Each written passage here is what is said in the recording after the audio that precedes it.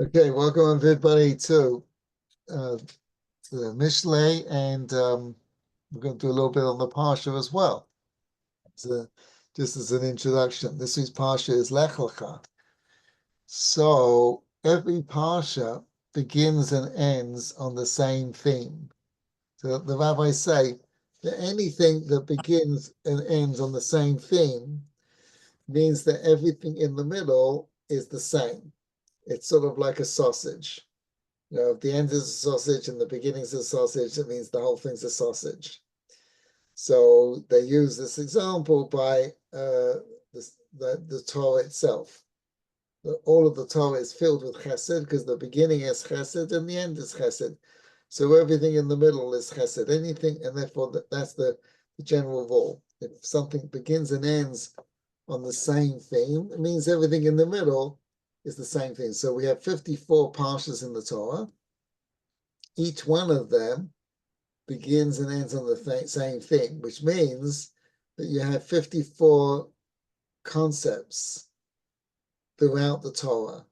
And it becomes a bit of a challenge. Some of them are obviously easier.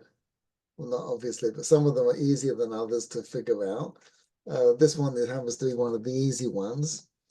The Parsha begins with the famous Lech Lecha, which is the deal that the Almighty makes with Abraham. Lech Lecha, if you leave your homeland and go on this journey, then I will give you three things.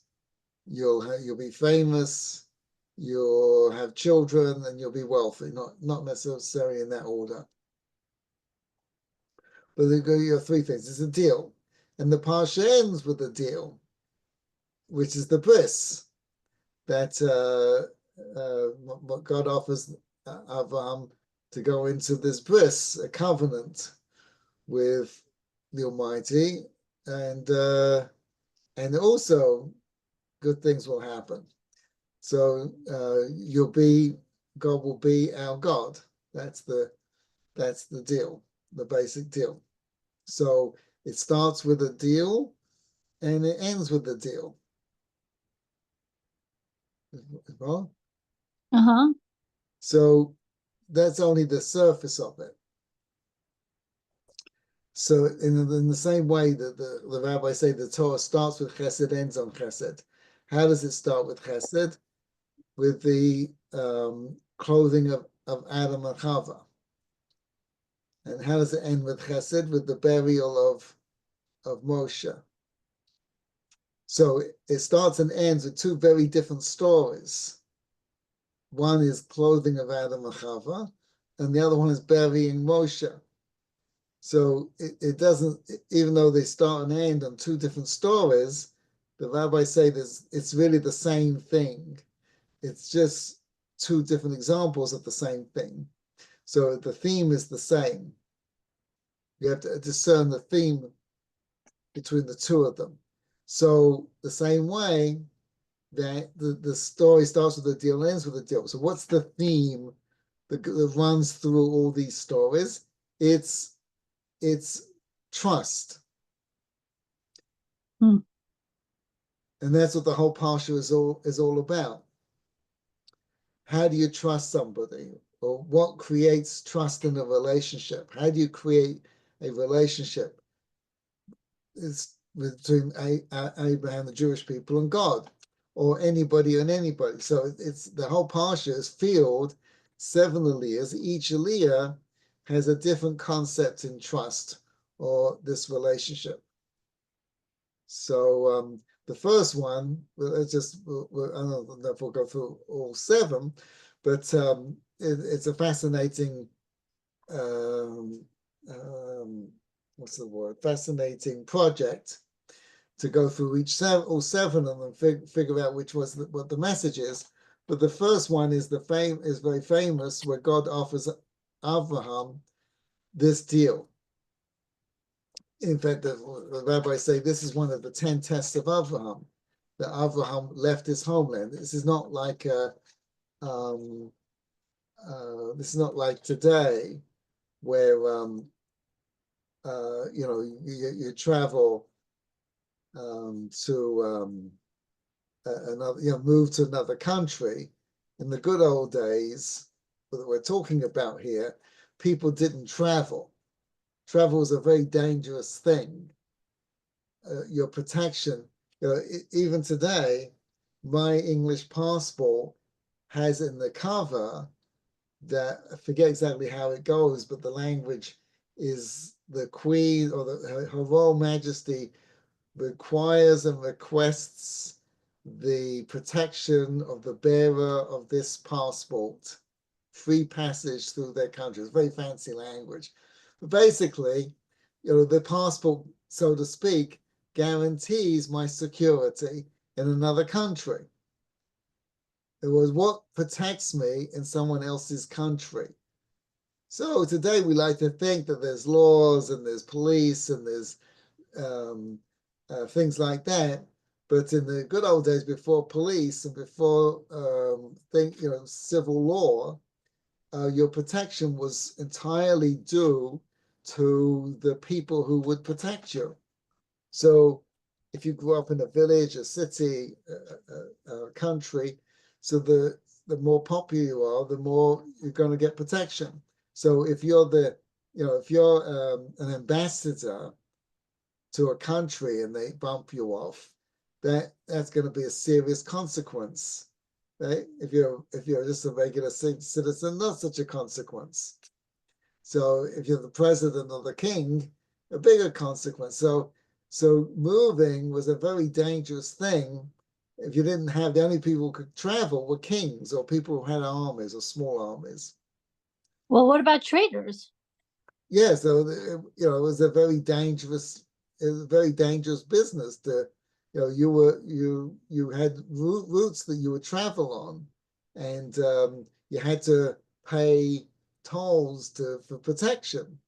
It was not a simple thing to be able to, people who controlled those routes, countries that controlled those routes, up until the modern age. I mean, that's how England became an empire, because the British controlled the seas.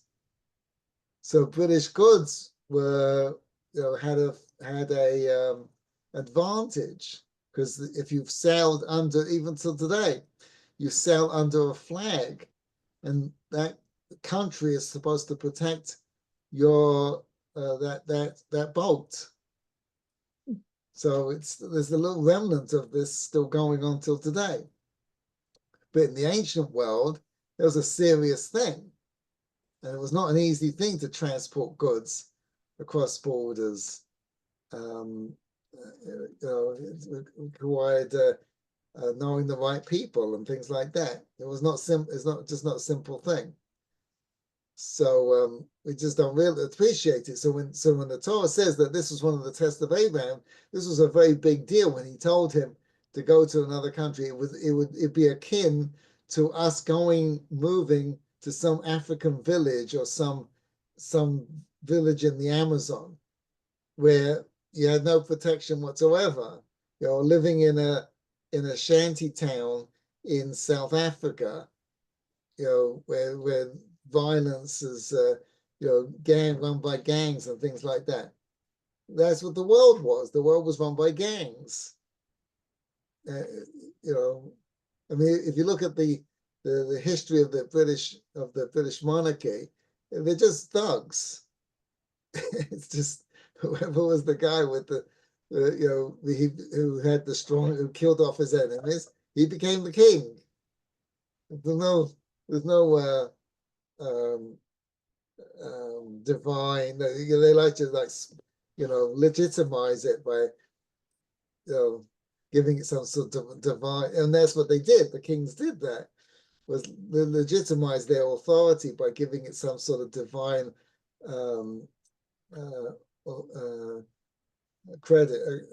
accreditation. Yeah. The gods. I thought they were all gentlemen. What's that? I thought they were all fine gentlemen. Yes, exactly. Right. Sure. Right. That's the whole story of King Arthur, the sword and the stone, and by divine authority, I become the king. So they created these stories to why they deserve to be the king. But it was just basically who was the biggest thug. It's just, the mafia is just a remnant of what it used to be. That was everywhere. It was like that. This is all mafia. Who you pay protection money to, and who was on your side, and things like that. So where was I? So God comes to Abraham and says to travel. It's a very dangerous thing, right? So he says to him, if you do this thing, if you go on this journey, I'll make you famous. Now, Abraham was a teacher. So God says to him, if you go on this journey, your ideas, your concepts will travel the world. The whole world will follow your ideas, which is exactly what happened. The whole world follows the principles set down by Abraham. Right? They don't like to admit it. They call it Judeo-Christian values. There's no Christian in them. Even the Muslims, the whole world, the Indians, it's all the Chinese, it's all Jewish, they're all following Jewish principles, Torah principles. Yeah, but weren't the Indians and Asians, etc., aren't they all the sons of Keturah with Abraham? Yeah, I mean, that's a very interesting question, right? I mean, Ishmael too, right? And that's also the Swiss Parsha. But it's, Ishmael and Keturah, Hagar, it's all the descendants of Abraham's, all his descendants, the ones that rule the world.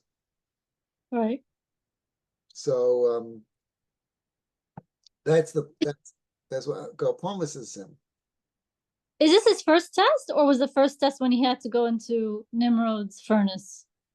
That's a famous Rav Noah question. He says, how come the first test is that Nimrod says to him, if you don't give up your belief, I'm going to throw you in the furnace. You're going to die.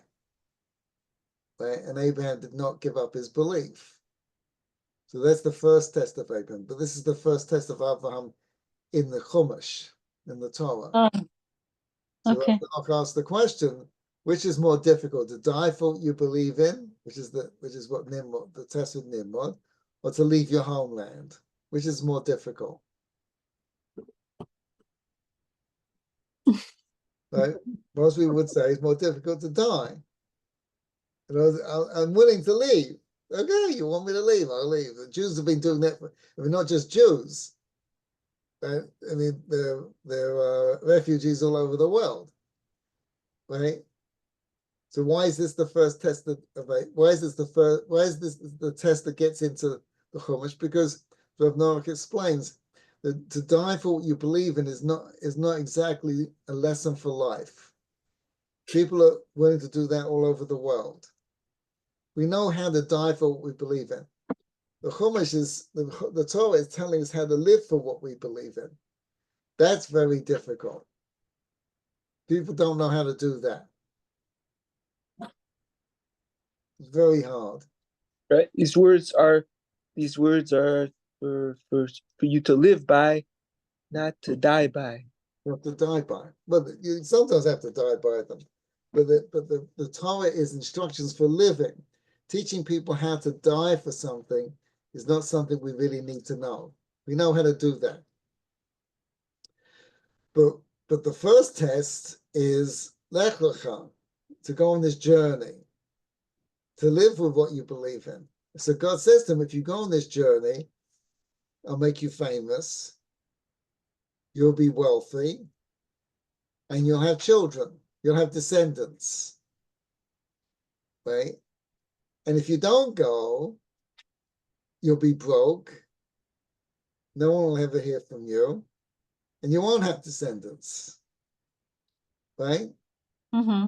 So what's the Doesn't test? feel like a difficult choice. Right, what's the test? Right? And Hill comes home one day and he says, they just offered me a new job in Siberia. What do you say? Well, I already told him we had a similar discussion because he wanted to go to Iowa if they gave him a position. I said, if you go to Iowa, adios, I'm moving back to Brooklyn. I'm taking the kid with me. Is that, I don't know, that sounds like a good deal. Maybe. But but they say to you, go to Siberia, right? It pays $1 billion a year. What do you say now? Arrivederci. And and if you stay, there's no job and you go broke. It's okay. I could sell dried fruits on the street. No, if you put it in those terms, I'd say go to Siberia. I'll see you later. No, it's like you're living in, let's say, Moscow in 1904. The Russians just take over. They're closing down all the shows. And they offer you a job in Iowa. What do you say now? Oh, let's go to Iowa. There's Let's four go to Iowa, per right? human. Sounds No like a lot more Chabad. human. Exactly. Right? That was the deal. God said to Avram, if you go, right, you'll be rich, you'll be a billionaire. You'll have descendants and you'll be famous. If you stay, you get nothing. Right? So Siberia sounds a good deal. No, I can understand from his perspective that this is a great deal because this is what he wants to do, right? I mean, he's going around and he's trying to get more people interested in God. So if God's giving him an opportunity to have his ideas, spread, why wouldn't he take that opportunity? This is what he's living for. Exactly. So what's the test? I don't know. I don't see a test. I get the test when he has to sacrifice his son, but what's this? But that's like, I guess because it's difficult. What you're saying is that it was very difficult to do that kind of thing back then. No, but that's true if it was in a vacuum. But here, in this context, God's saying to him, if you stay here, this is what you get. What's the test? I don't know. I wish it was that clear for me. If God said to me, "Hey, Zita, you have this choice, this or this," I'd be like, "Oh, thank you so much for making it so clear." Right. So the fact that it's described as one of the 10 tests of Abraham must be we're missing something. What are we missing? You see, how many of Warren Buffett's grandchildren work with him? Do you know? Probably none. None. Right? Why? He would Because they're love waiting if they for him would to work. die and take over. They, That was they terrible. want the billions, but they don't want to work for it. See, when Warren Buffett says to his grandchildren, I want to make you rich, he doesn't mean I'm going to write a check for $1 billion, which he could do. He means come to the office, work like a dog like I do, right? You follow? And I'll teach you how to make money. They don't want to do that. Yeah, but it's obvious that if Avram is going to take on that this mission is not going to be so simple. He's been doing this for a little while. He can see that it's not easy. You're right. So you see, there's a reason why you're not rich. The Talmud says that one of the people you have to stand up for is a rich man. Why? Because he obviously has some skill sets and understanding and a certain perspective that you don't. Right. I have a student who followed Rockefeller around New York, Manhattan. This is 50 years ago. Right? He like trolled him around Manhattan. So I asked him, I said, what was it? What did you pick up from? What did you learn? He was a newspaper reporter, so he was writing a story on him. So he said to me, one of the strangest things, which is something I've actually noticed in very wealthy people. This is long before have credit cards and things like that. So he would pay for things with cash. So he said he noticed that when he got change, he'd go into a store and he'd pay whatever it was, and the cashier would give him the money back. Right? It wasn't these automatic machines that we have today. And he would check it and he would argue with the teller. No, you didn't give me enough money. Like He's arguing over 15 cents, 20 cents, whatever it happens to be. You follow? And he did that a number of times. This reporter, that made an impression. And it's something that I've noticed in very wealthy people too. That little details like that, even though on the grand scheme of things don't really make any difference, right, are very important to them. Well, it may not make a difference here, but as soon as it becomes here, there, and there, it starts Right. adding up. Exactly, right? So the point is that there's a way of thinking about money that rich people understand that I don't understand. Yeah, but the only reason they have that kind of thinking is because God gave it to them because he wanted them to be rich. No. You got to read my book. They learn how to think that way. You can learn how. No one's born with a way of thinking. No, I agree with you. I'm not disagreeing with that, but I'm saying that they could never have been exposed to that kind of thinking if God had not exposed them to that kind of thinking. Yeah, it's right. But we're missing. So he wanted them to have that kind of thinking. Exactly. So there's a type of thinking that Avram has to learn in all of these things. Because we don't have the things that we want because we're thinking about them in the wrong way.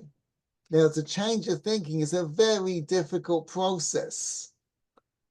And that's what that's what each Parsha is all about. There are 54 Parshas. Each one's got a theme, a concept. It's teaching you how to think so you can achieve this concept. This week's Parsha is all about trust, or being the kind of person that can be trustworthy, or who we should trust, or how we become the kind of people we want to become to get the kind of life we would like. Mm-hmm. So that starts with this concept, Lech Lecha, go on this journey. So when God says to him, I'm going to make you rich, it's like Warren Buffett saying, I'll make you rich. Now, a lot of people are not interested. They don't want to be rich. They're not willing to put in the work to become rich. They want to be rich by picking out a winning lottery number, that kind of way to become rich. Quick schemes. Right. And the same thing with children. I've known a fair number of people who want children and were not ready for it and were not willing to do the work for it. And then they got children and it was a disaster. And the same thing with marriage. I've known people who were not up for it. So there's a way of thinking, and that's why the process of going through these things. So when God says to them, I'm going to give you these 3 things, it means you're going to go on a journey to expand your thinking. Whenever you go whenever you expand your thinking, you have to go through a process where what you're doing isn't working. So it's painful because you don't understand why it isn't working. It's like learning to ride a bicycle. You learn how to ride a bicycle because you have to think in a way, you have to train your brain to think in a way that can ride the bicycle. But it's painful to do that. It involves falling off. I have to say that might be true of one way of doing it and not necessarily true of another way of doing it. What's the other way of doing it? In other words, I noticed with my older 2, because, I initially introduced them in a certain way, they did have to fall a lot. Whereas with the younger ones, I removed the pedals and it became a balance bike. So it was much faster and easier to learn and they didn't have to fall as much. Oh, that's an interesting way. Right. That's a good way. Right. But they did fall. They didn't fall off. Right. And they had to learn how to balance. It didn't happen as often or as big. Right. That's very interesting. That's good. So anyway, so that you said the test of life is not to do arbitrary things on the path of becoming greater people. The test of life is just doing the work that we need to do to become greater people. Learn more, do more mitzvahs, whatever it is we need to do. but it's not unclear to us the steps to become greater. We just got to be willing to do it. Is there a reason why it's written in the way that it's written? Because it seems to be going from the out to the like a general to like a more specific. This is what I mean. It says, I will make you into a great nation. And then it says, I will bless you and make you great. You shall become a blessing. I will bless those who bless you, and he who curses you, I will curse. All the families of the earth will be blessed through you. So it starts with general, then specific, and then goes out to general again. That's a good observation. I like that.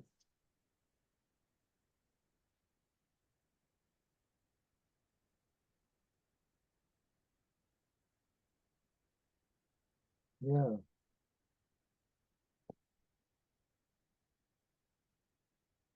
I don't know.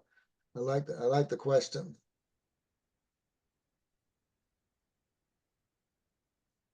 Something to think about. I mean, he doesn't even have kids now. He's already talking about a great nation. You're going to become a great nation. What's that? Maybe he needs that. Maybe he needs the bigger goal. Maybe he needs to understand what the bigger goal is, which is that he needs to become a great nation. In order for him to become a great nation, Hashem first needs to make him great. Well, each one's different. I'll make you a great nation as you'll have children. I will bless you as you'll be wealthy. And I'll make your name great as you'll be famous.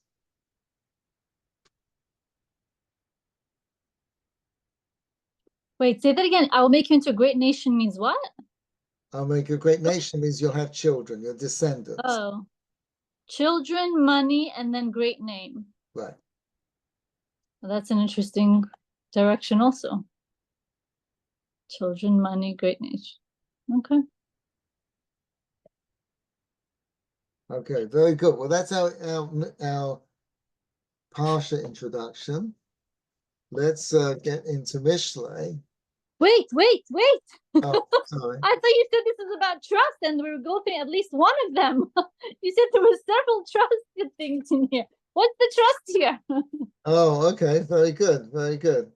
Also, what did we answer the question about how is How's this this a test? It's because it's hard work. hard work to move? No, it's hard. It's like daily hard work to get this that Hashem is saying that he can get if he goes. Oh, It's like daily changing who you are. That's very difficult. Daily changing who he is to And his thinking. Right. From his previous thinking. Yes, which is why it keeps going on the Artsacha, yada yada, because those are the areas of thought that he needs to separate from. Rather and than leave. just dying, which is just dying. Right. Right. So if you go a little further on,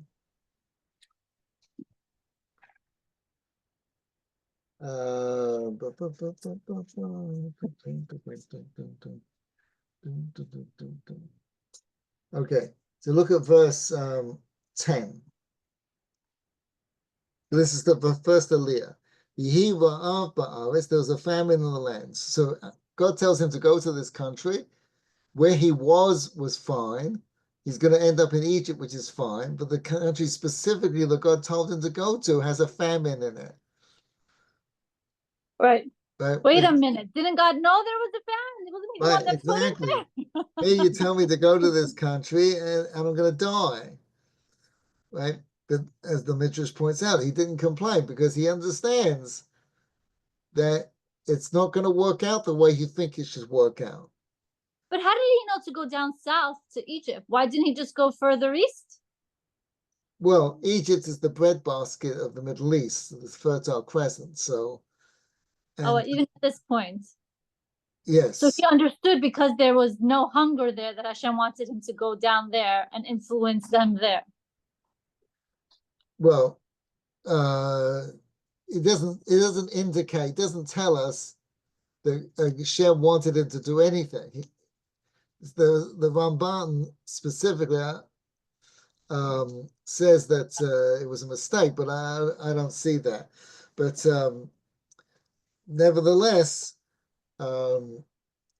Nevertheless, this is what he does. Right?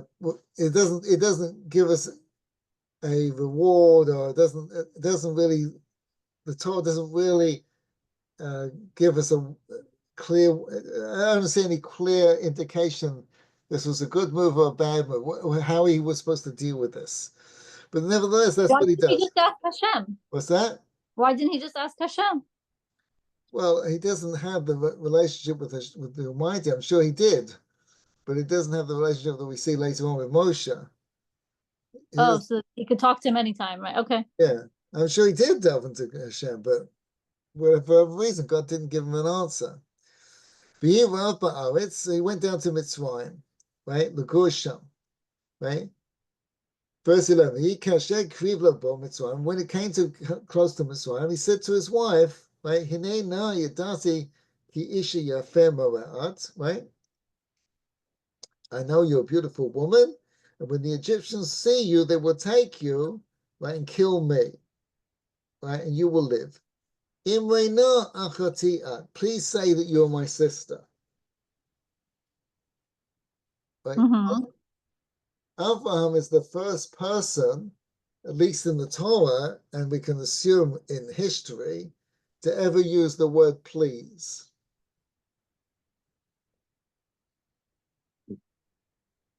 Okay. No, Hashem also uses it when he asks the Jews to please go ask their Egyptian Hebrews. Right, that's true. I was That's always later. shocked by that. But that's later, right? Right? It's later. Because in the pagan world, there's no concept of please. Because the pagan world, if you see, we don't have a pagan world. We don't really know what it was like to live in a world of pagans. But in the pagan world, it's all power. The reason they worship any particular force or power or God is because they believe that force or power is the one that's going to control the harvest or whatever it happens to be. It's sort of like AI today. You can get these AI bots now that are very human responding, right? I use some of them. So sometimes it will ask me, do I have any other questions? It'll ask me in a very human way. I bet you have fun with those. What's that? I said, I bet you have fun with those. A little bit, yeah. So, but I don't answer, and it makes me feel a little weird, like rude. Like it's asking me in a nice way. Do you have any further questions? No, I'm not going to go bother typing. No, I don't. Thank you. Have a nice day. Because it's just a machine. It's not. You understand? But it'll talk to me like I've had this a few times, where it'll give me an answer. I'll ask it to critique something, and it'll say to me, "That's not correct," or whatever it happens to be. And then I'll say back, "No, it is correct. You got it wrong." And then it gets back to me, says, "You're right. We got it wrong. Thank you for pointing this out to us." Yeah, it's hysterical. Right? Oh, that's too much. Yeah. So it's happened to me a few times. So I don't go, "You're welcome." Right? Because it's just a machine. Right? So in the world of the pagans, everything is just a force. You don't thank the electric light bulb for going on, or the refrigerator for keeping everything cool, or the stove for heating up your food, or the microwave, or the vacuum cleaner. You understand? Well, that's the gods. The gods are not there to worship. The gods are there to serve you. So you want the god of rain to water the crops, and you want the god of war to defeat your enemies, and you want the god of whatever, to birds to eat the locusts. You use the forces to get wherever you want. There's no gratitude, and therefore whoever has more power has you listen to them. There's no gratitude in it. It's just he has more power than me, and therefore they get what they want. There's no right or wrong. It's just whoever has the most power gets to make the decisions. But I always thought it was more than that. I thought it was like, well, they gave a sacrifice to the power, right? And so therefore it's a transaction. I gave you a sacrifice. Now give me what's coming to me. That's exactly right. You're using the forces, you're bribing the forces to get what you want. Right. Amazon.God. It's the same thing, right? I'm just I have a credit card, so I can afford a better car. It's just using the power of the natural forces of existence. Right. Right. This is why Esav is all technology comes out of Esav. Esav is the archetypical pagan, because he believes that the forces of nature can be manipulated so you can create heaven on earth. That's why all technology comes out of the West, out of Esav. Right? Until a country like China, complete basket case, in 6,000 years, they come up with three things. Right? Fireworks. What? Fireworks. Fireworks and writing. Chopsticks. Right? Chopsticks. No, I think that's the Japanese. Right? The Japanese as well. Right? That very old, very smart, very disciplined people, but until they become westernized, until they start to think like Esav, then nothing comes out of Japan for thousands of years. Right? Because the thinking of Esav is you can solve all the world's problems by just manipulating the forces of existence. If you understand how anything works, right? Everything we're doing now, talking to each other over the computer, right, is found in the ground. Right? Is that we're so used to it, we don't think about it. But if we were living in the jungle and someone was to say, we can take the dirt you're sitting on and turn it into a computer, and you can talk to someone thousands of miles away, they would laugh at you. They would say you're crazy. But that's what Asaph has done. That's all it is. It's using the forces, using the physical nature, using the power of the physical forces to get a different response, different experience than without that. Now, the pagans of old, they believe that too, but not to the degree that Asaph does. So Asaph believes with absolute certainty, if you just study the forces of existence well enough, you can control everything.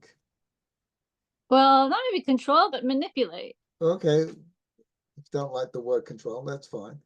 No, because it's not true. It's not true that they can control it. No, they can manipulate it. They can't control, but they think they can. Okay, fair enough. That's what the Asaph is all about. We think we can.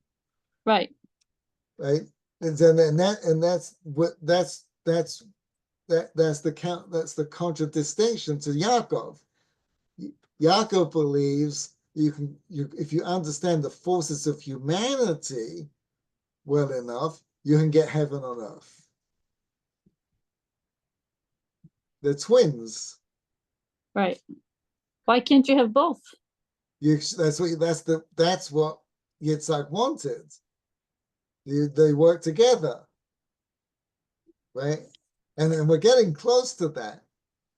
But anyway, Yaakov said, if you control the forces of humanity, no, not yes, control. amongst human beings, there's enough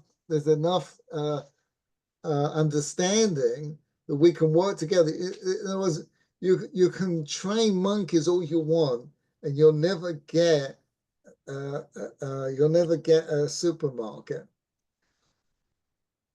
Right? There isn't enough within the psychology of monkeys to be able to discipline them so they can all work together in peace and love and harmony. Where Yaakov does believe that ideas can shape people and that people can work together harmoniously. Right. But within the face of force, within the nature of humanity, there is the ability for human beings to get along in peace and harmony, and we can create heaven on earth. That's the concept of Yaakov.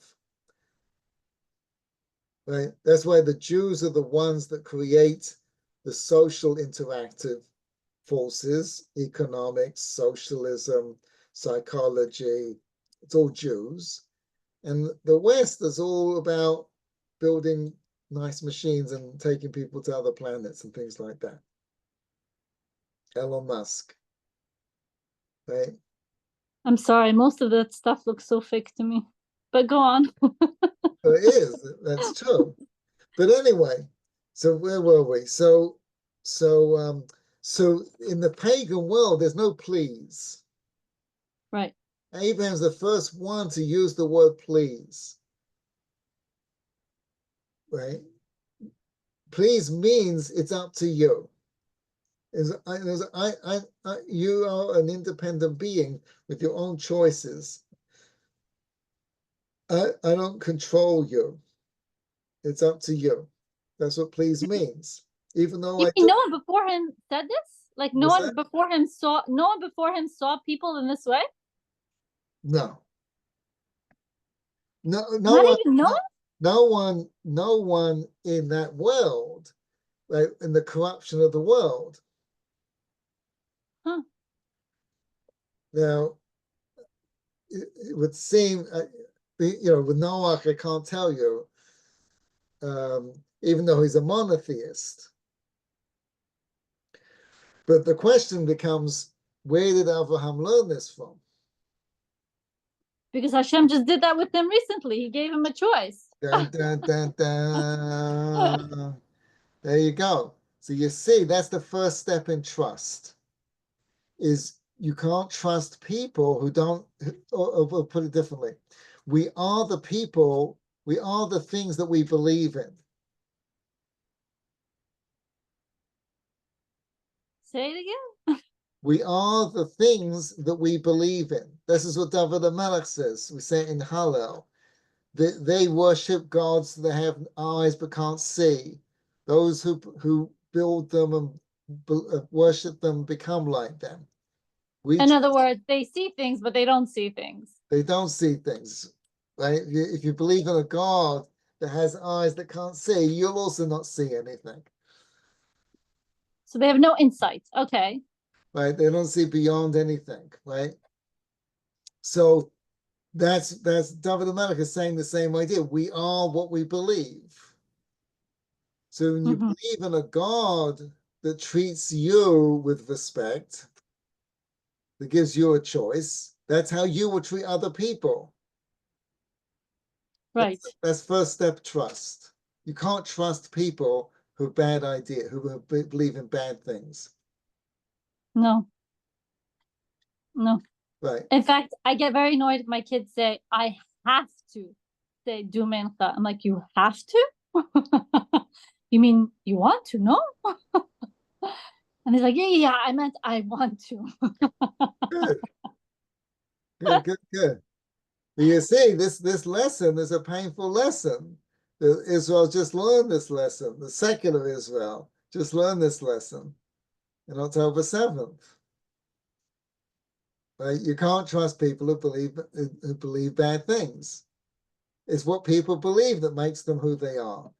They then won't accept that lesson because they're the secular Yaakov, which is, if you build them waterways and telephones and air conditioning systems and give them a port and a road and everything and guns and everything, they'll love you.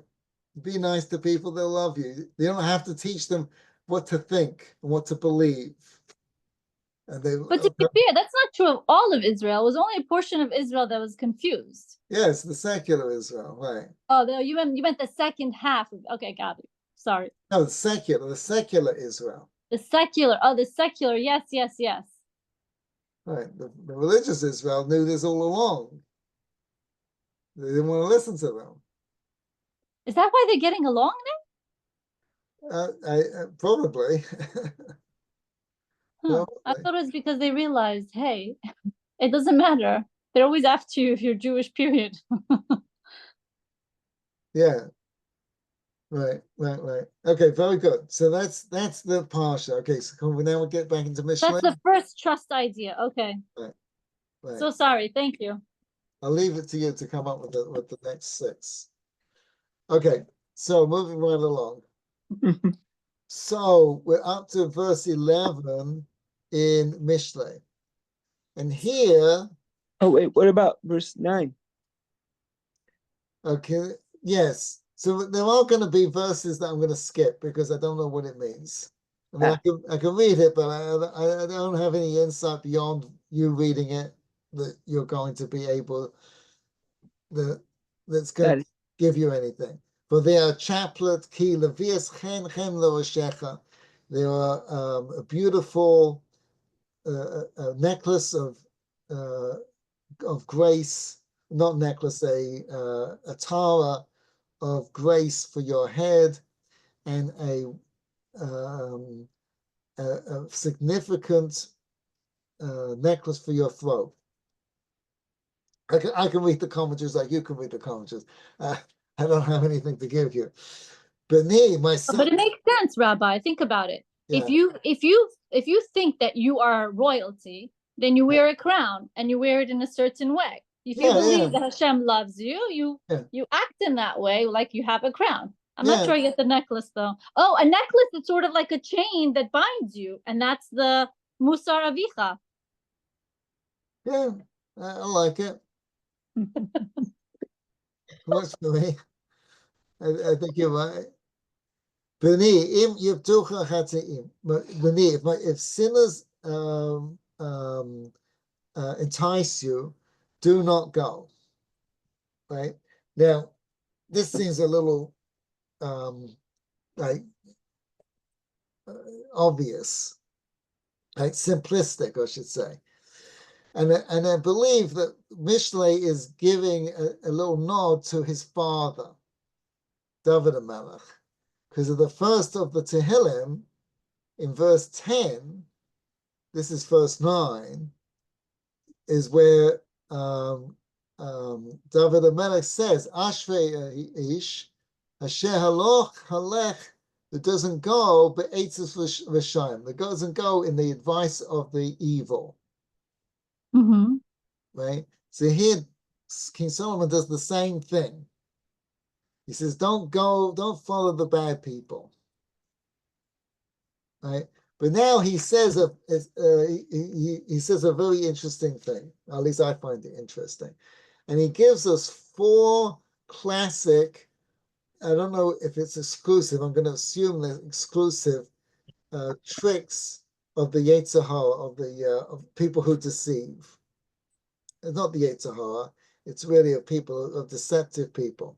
So he says, verse 11, if they say to you, come, let us wait in blood, let us look for the innocent one to spill his blood in vain. This idea is what you hear that people say, this is going to make a killing. Right?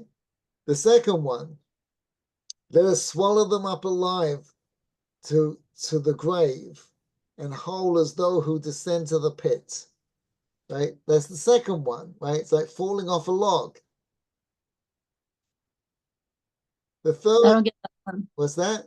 I don't get that one. I got the first one, make a killing, yeah. Make a killing. Right? Nifla kishol hayim. It's like falling into the grave. It's like the expression. Oh, create a pit. Like it's falling off a log. It's a piece of cake. Right? Kol hon yaken nimsa.